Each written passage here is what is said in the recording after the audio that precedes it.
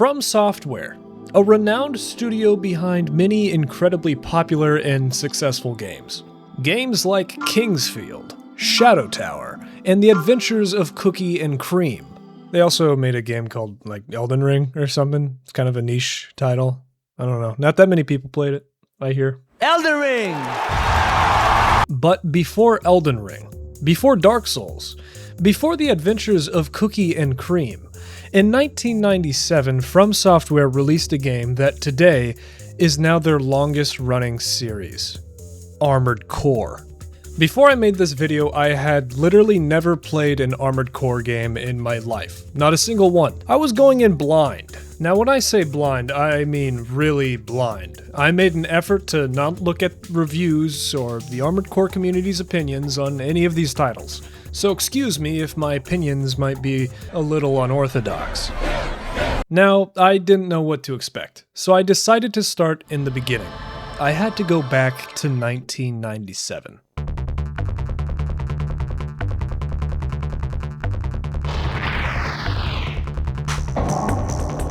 Again, I don't know what I expected from the first Armored Core, but it certainly was not this. The fast-paced combat that's unique in its time, the depth of the Armored Core assembly, and the intricacy of the lore. I have just two questions. Where has this game been my entire life, and who came up with these controls? As someone who grew up with dual analog shooters like Halo, trying to wrap my head around these controls during combat feels like someone laced my coffee with DMT and proceeded to skullfuck me.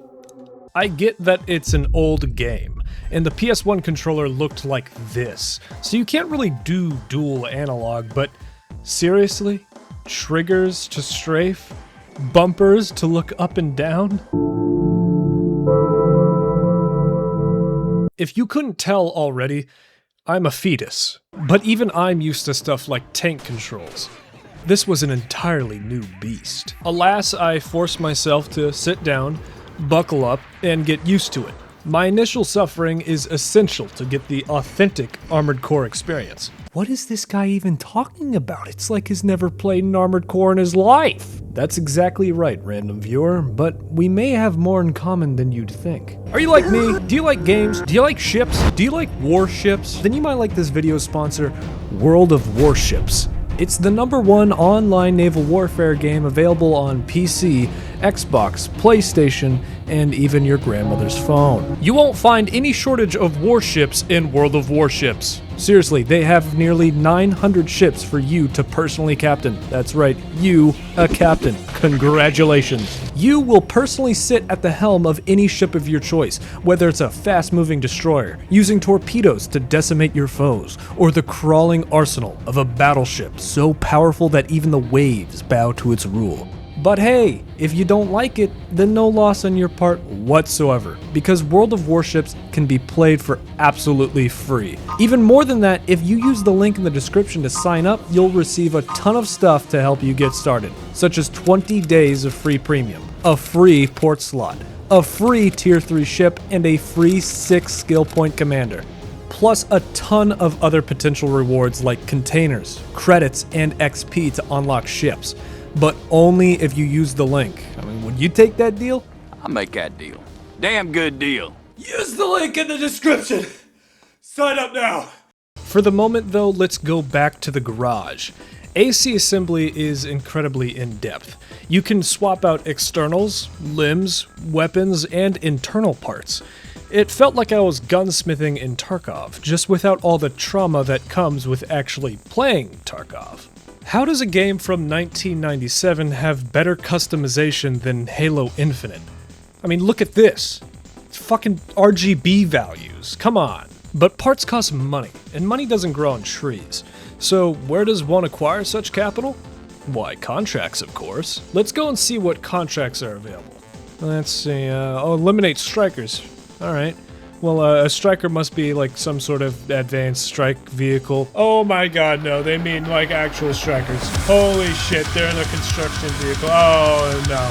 Needless to say, the world is in a shit place, and we are not here to make it better. Speaking of, who are we? Who are you? We are a Raven. a mercenary, an armored core pilot that works for the highest bidder. Simply put, we are war profiteers. Kind of like in that other game I made a video about. But why is everything so seemingly shit? Basically, a few centuries ago, a horrible world-spanning cataclysmic event had struck the Earth. Kind of like in that other game I made a video about. Now the remnants of humanity find asylum beneath the Earth, in underground cities. Now corporations hold the reins. Chrome and Murakumo Millennium wage constant war against each other for both profits and control. Kind of like in that other game I made a video about. Anyway, the first Armored Core it's a really fun game, even if its age shows in some places. And yeah, I guess we're doing a tier list too. We need to maintain a high ceiling, so for now we'll put it in D tier. There's also 2 more games for the PS1, Project Phantasma and Master of Arena. But to be frank, besides some minute additions and customization and fresh stories, they play largely the same as the original Armored Core. Although I will say I enjoyed Master of Arena the most, while I liked Project Phantasma the least. That being said, let's move on to the PS2 era. Armored Core 2 takes place 67 years after— oh god, fucking damn it. Shit! Nearly 70 years after the events of Armored Core 1. This is important because we aren't on Earth anymore. We're on Mars. And there's no Chrome or Murakumo, because they're gone. But nothing gets better, because these corporations just get replaced. The Zeo Matrix is the biggest corporation behind the colonization and terraforming of Mars. But other corporations also want a piece of the Mars pie. We once again take on the role of a Raven. Even though the Raven's Nest is gone as well, its legacy still lives on through Nerves Concord. No, not you. Nerves Concord is functionally the same exact thing. A mercenary group that plays both sides and gets paid by both sides. The jump from PS1 to PS2 graphics will never not blow my mind. It's easily one of my favorite things about going back and playing through a series is just to see how the technology evolved over the years. But it doesn't just look good, it plays good too. The movement, customization, and gunplay feels so much better and intuitive. Although I might just be saying that because I'm coming from the first game. It feels like your decisions in the garage matter way more now, and you can make some seriously cracked out builds, but I'm really just gonna go with a lightweight bipedal every time, so, you know, fuck you. I was much more engaged with this game's story, but I feel like that's less because of the story itself and more because of the boss fights. All in all, Armored Core 2 gets itself a C tier. But yet again, there is a spin-off, Armored Core 2: Another Age, which takes us back to Earth and sacrifices an intricate plotline for more freedom in gameplay and progression, featuring this sort of overworld map that's straight out of Super Mario World. Again, this time, there's no big differences in the minute-to-minute gameplay, but I did enjoy this system more. But a lack of a proper arena mode loses it points for me, so it too gets a C tier.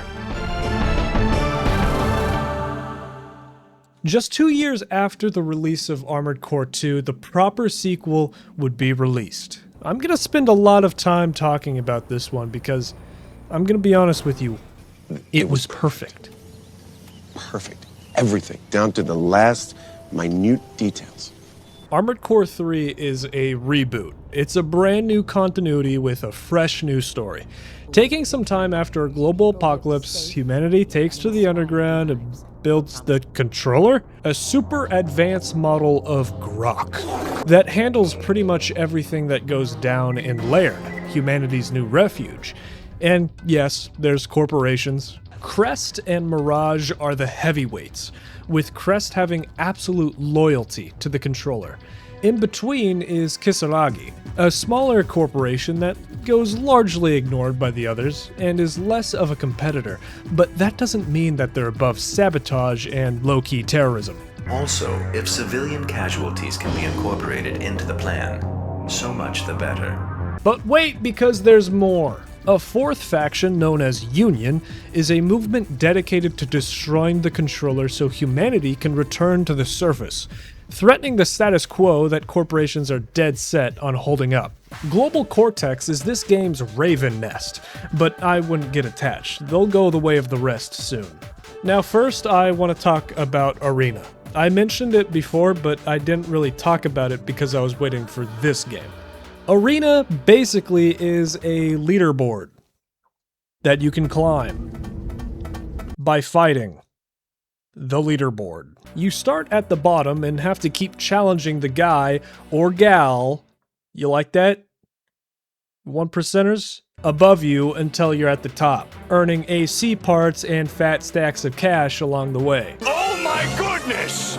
The arena is a great way to improve and test your AC without risk of losing a lot of money, as you don't have to pay for repairs and ammo.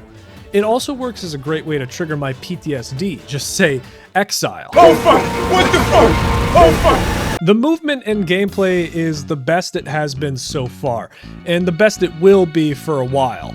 And this is the game where I started to notice a solid shift in the direction of even more AC versus AC combat.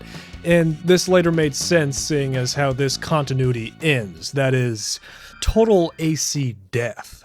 The story beats of this game are really good, except for one little flaw. It feels like you go from some no-name raven to like the herald of humanity's fate at some point in the story without any sort of proper build-up or even reason other than the fact that we're the player. I mean, who else is gonna save humanity? Fucking street enemy? Yeah, sure. Okay, buddy. Oh yeah, there is one more thing, and that's the final boss. It sucks. If you can even call it a boss. All you do is shoot at a cylinder, and there you go. Grok is dead. Anyway, Armored Core 3, it's my favorite one. If you slander it, I'll get upset. Absolute S tier. Oh, wait, more Armored Core 3 gameplay, please, if you will. Oh, right away, my good sir. Splendid. This bit was not worth it at all. Silent Line is excellent. Just more of that juicy AC3 gameplay I love so much. My only complaint is that it feels like the game expects you to carry over your Armored Core 3 save file or you'll get curb stomped. Other than that, it's an exceptional spin-off sequel. Picking up the story pretty much exactly where Armored Core 3 left off, with humanity slowly returning to the surface after the destruction of the controller. But alas, humanity is once again inconvenienced by AI and we have to stop it. Huh. Speaking of, some of the story elements seem directly pulled from Master of Arena. Like an entire faction is revealed to just be an AI. Our operator was an AI, and yeah, those were the only two I could come up with before I got bored with this paragraph of the script. Anyway, Silent Line gets a A tier.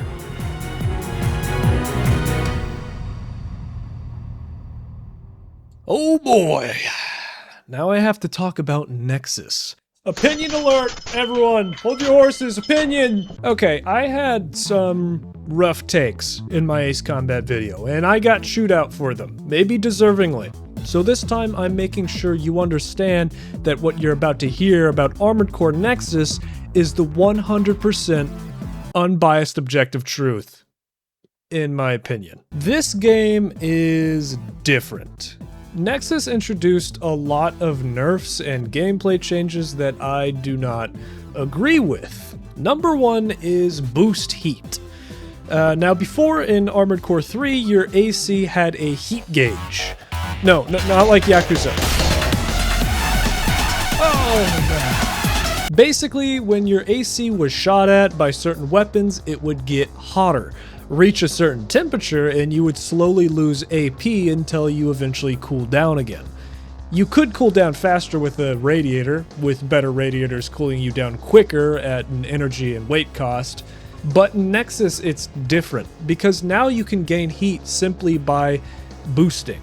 You know, your primary method of traveling in and outside of combat? Yeah, fuck that. I know I can diminish the effect this has on gameplay by perfecting my AC build, but that doesn't fix my issue with this mechanic. It simply adds one more thing that I have to keep track of, and doesn't add anything significant to the gameplay loop. Number 2 is reloading.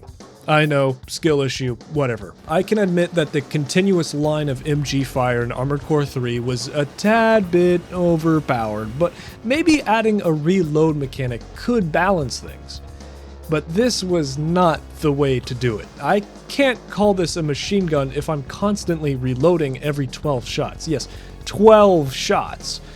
If it seems like I'm upset, it's because I am.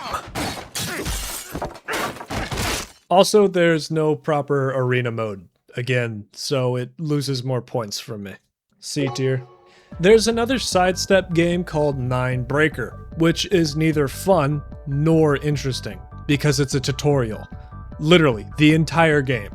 There's no story, there's no real missions, and all the parts start unlocked. I don't think this one is worth playing, to be honest, unless you truly want to experience everything Armored Core has to offer. But otherwise, this is like bottom of the barrel stuff. No offense to the Nine Breaker fans out there, but this sucks. This is F tier. The next game is sort of different. It was only released on the PSP, and it's called Formula Front, and the title suits it quite nicely. I think this game takes place in its own continuity and isn't canon to any other timeline. In this universe, armored cores are used for entertainment, controlled by AIs to battle each other. Basically, you, the player, are in charge of a team of ACs, and can organize, customize, and strategize your team and their AIs, and compete against others in matches and tournaments and whatnot, whatever. Maybe I'm some sort of freak, but I found this to be incredibly fun. I love the idea of an Armored Core sports manager. It's such an out-of-the-box idea that somehow works really well. I would honestly love to see a modern adaptation of this formula. Formula Front. Say that again? B tier. Next up is yet another sidestep. Armored Core Last Raven. Up until now, the series hasn't been too demanding when it comes to skill. So I came into Last Raven very confidently, immediately choosing the mission with the largest payout, as it's only a simple recon mission. Only for that mission to end with a boss fight against an absolute unit of an AC. I did not survive. The game over screen was a stiff but necessary reminder that made me step back and say, oh, that's right. This is a FromSoft game. Last Raven doesn't change too much from Nexus's gameplay, but the story delivers a very solemn yet incredibly satisfying ending to the story that started all the way back with Armored Core 3, where we basically go on an assassination run taking out all of the other Ravens and becoming the last Raven. There it is! There it is! The problem is, all the other Ravens that survived this long are the ones who had what it takes to survive this long, making Last Raven undoubtedly the most difficult Armored Core to date, and this was pre-Demon Souls. Before it was FromSoft's thing to make hard games. They were out here doing this shit for the love of the game. Luckily, I'm what most people would call an elite gamer. The type of person that routinely 100%s games like Elden Ring and Dark Souls without breaking a sweat. Oh. So I sat down and decided to commit myself to improving, practicing, and getting better until I couldn't beat it. I gave up, and I'm a fraud. You're a phony!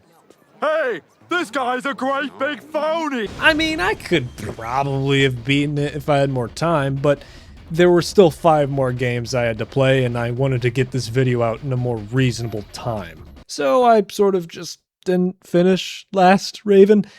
Maybe I'll come out of retirement at some point and do it, but for now I'll just give it an A. Just going off of what I did play, it was pretty good.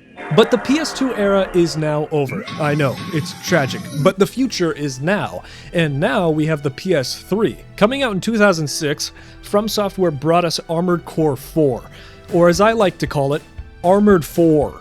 This is the first game that was directed by the legendary Hidetaka Miyazaki, who would later direct Demon's Souls, the Dark Souls series, Sekiro, Elden Ring. Okay, you clicked on the video. You know who Miyazaki is. Armored 4 has a very different philosophy, primarily when it comes to movement. First off, heat mechanics are completely gone, and frankly, I did not miss them. Energy costs, while boosting is greatly reduced, allowing better mobility. But by far, the most important addition is quick boosts. Basically your dodge roll, but without iframes. Boosting alone is no longer sufficient for surviving AC on AC combat. Quick boosts and primal armor mechanics are the bread and butter to understanding the new combat mechanics. What's primal armor, you ask? Well, it's energy shielding that greatly reduces all damage. Without it, all it takes is a couple shots or a mild gust of wind, and your AC is toast. The only way to take out primal armor is to put enough shots in quick succession, meaning machine guns are back. Armored 4 is high octane, even for Armored Core as a series. I mean, you could probably tell just by watching that this seems quite fast, no? Yes. Then you might be surprised to hear that this isn't even the fastest things will get, but you know, that's for later. The story is serviceable. It's a new continuity. It's not bad, it's just not as exceptional as I was expecting. The setting, however, is quite fascinating. I'm not going to be going over everything, but here's the fundamentals. Earth is shit. Lots of death, lots of corporations, so many corporations that they all scheme together to overthrow every government on Earth, which succeeded, and the world now exists in a state of Pax Economica. For better or worse, there's a brand new breed of armored cores called Nexts, empowered by something called Kojima particles. I'm not making that up. Nexts aren't piloted by your run-of-the-mill AC pilots, but by super modified humans called Lynx. The game starts with us being modified into a Lynx and turned into a mercenary Next pilot. Things are actually going really well for us until we inadvertently spark the bloodiest and most destructive conflict in all of human history, known as the Lynx War. But that's just a footnote in our history. I mean, come on, who's gonna remember something like that? The game isn't too long. It's actually quite short for an Armored Core game. My biggest issue is with its UI. It's terrible. You know when a game's UI is good when you don't notice it. I spent a lot of time noticing this game's menus. It has a lot of unnecessary changes, like why get rid of the shop?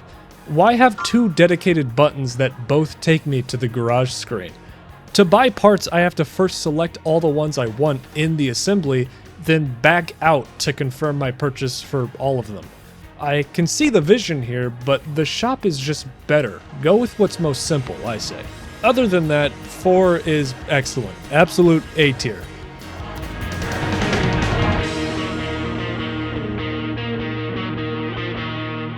Now the next game, Armored Core 4 Answer, saw Armored Core 4's movement and speed and said, Wow, that's quite fast.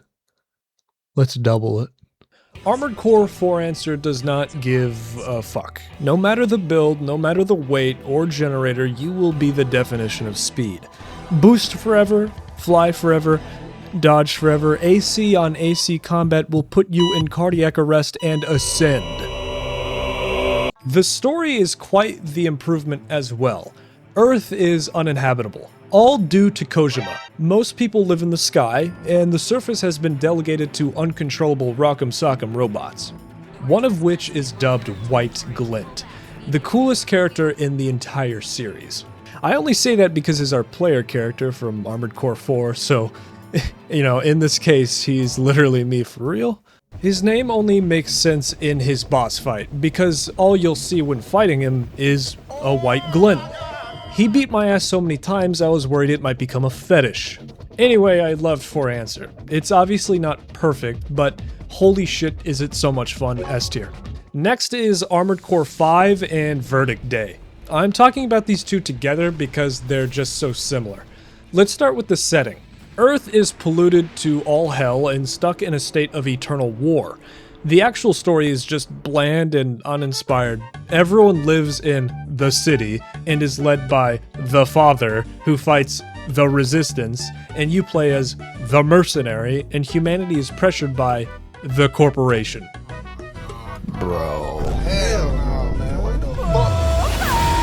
It gets much more fleshed out in Verdict Day, but otherwise it just doesn't hold up to the stories of Armored Core 3 or 4.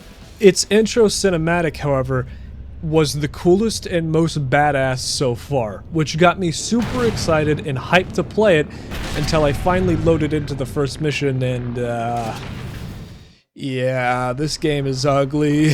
It released right at the end of the PS3's life, like the PS4 dropped only a couple months later. I couldn't play these ones for very long because it seriously just hurt my eyes. The gameplay saw some strange changes too. Free flight was completely removed, replaced by jumping and gliding. Wow! Why? Well, actually a lot of the changes can be blamed on the focus shifting to multiplayer. 5 and Verdict Day's single-player campaign got backseated in favor of its multiplayer aspects, which I did not have the luxury of experiencing. There's just a lot to dislike about 5 and Verdict Day, which is why it's probably the most divisive generation in the series. The scan mode, recon drones, no back weapons, a control and movement system that I struggled to grasp even after playing all prior titles. So many things about these two just made me stop and ask, why? 5 gets a D tier, Verdict Day gets a B. So over the course of 10 years, from 2002 to 2012, the Armored Core series saw 9 releases. Then, the next 10 years, 2013 to 2023, the series had a bit of a dry spell. This was likely due to Dark Souls, which saw far bigger success both commercially and critically, until 2022 Game Awards, when FromSoft dropped this announcement trailer.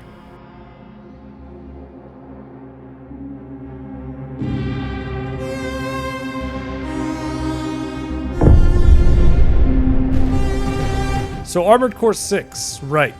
It takes place on a planet called Rubicon 3, which got messed up by something called the Fires of Ibis. But also, there's some valuable stuff on the planet called Coral. Carl! Carl! And the corporations of Balaam and Arquebus are killing each other to get their hands on it. Meanwhile, there's a resistance force of Rubicon inhabitants that aren't too fond of their planet being exploited. Kind of like that other game. The player this time around is C4621, an augmented AC pilot under the orders of a man named Handler Walter. I've picked up some work for you already. Take a look, 621.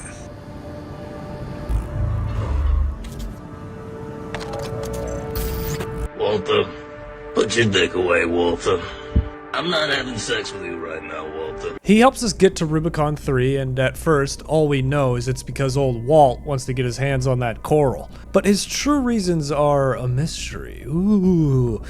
Spoiler alert, he wants to destroy it because it's supposedly really dangerous. But as it turns out, the coral is actually sentient and wants to be our friend. Oh, imagine that. I'm not going to go into the endings or anything like that because this game is still kind of new. Oh god, it's been 3 years. The gameplay is solid. I like how the energy system works. On the ground, boosting doesn't use any energy, but it does in free flight and when you quick boost. The reloading is actually balanced and feels fair. It feels like any weapon can be a viable choice, and AC on AC combat might be the funnest it's ever been. But by far the greatest strength of Armored Core 6 is the spectacle. Armored Core 6 is beautiful, and its art direction is amazing. The skyboxes, environments, and level design are all perfect. Best in the series, and it's not even close. That being said, I do have some gripes. First, I think the combat relies way too much on the stagger system that just doesn't feel satisfying. It fills the same gap in combat as the Primal Armor did in Armored Core 4, but in my opinion, the Primal Armor did it much better. Secondly, the bosses. I'm not a big fan of the non-Armored Core bosses, as most of them seem gimmicky. Like, remember when I said any weapon is viable? Well, with most of the bosses this isn't true, and usually there's a right and wrong way to fight bosses depending on your loadout. This can be good, because on one hand it can force the player to try something they'd never think to use and step outside their comfort zone. But on the other hand, it can feel sort of unrewarding at times. Like, I only won because I used this weapon. That's not to say you can't win with any given weapon, it just feels like you're gonna be at a disadvantage if you go with what you know. Both of these criticisms lead me to the obvious conclusion that FromSoft was drawing heavily from the Souls series and Elden Ring when making this game, and I don't think that was the right call. Armored Core just calls for a very unique design philosophy in order to truly flourish, and trying to apply the Dark Souls formula to it just doesn't work like how you'd imagine. I know it sounds like I'm just kinda shitting on the game right now, but don't worry. I love the hell out of Armored Core 6, and it's going in S tier. I just feel like it missed the mark on a few very specific things. S tier, and here are the final rankings. Armored Core is a series that has gone through a lot of changes and iterations. Every single generation has a clear vision and purpose, and are all distinct in their own ways, which is quite commendable. A lot of video game series usually find the winning formula and then just stick to it no matter what, which can be good sometimes when people just want more of what they like. Take Ace Combat for example, but most of the time it will inevitably fall into a pit of mediocrity. Where do I even begin? Take a lot of things for example. And I was surprised because Armored Core is not something I usually would have played. And unless I made this video, I doubt I would have ever played it. And yet, I enjoyed it a lot. It says a lot that I had so much fun despite not being the target audience. Like, I'm not a big mech or Gundam guy. Closest I ever got was Titanfall, so, you know, like, not close at all. Anyway, I hope FromSoft doesn't forget about the success of Armored Core 6, and follows it up with a proper sequel sometime soon. And if not, then I guess we can like boycott Duskbloods or something, I don't know. Bloodborne 2? Remember to check out World of Warships using the link in the description below.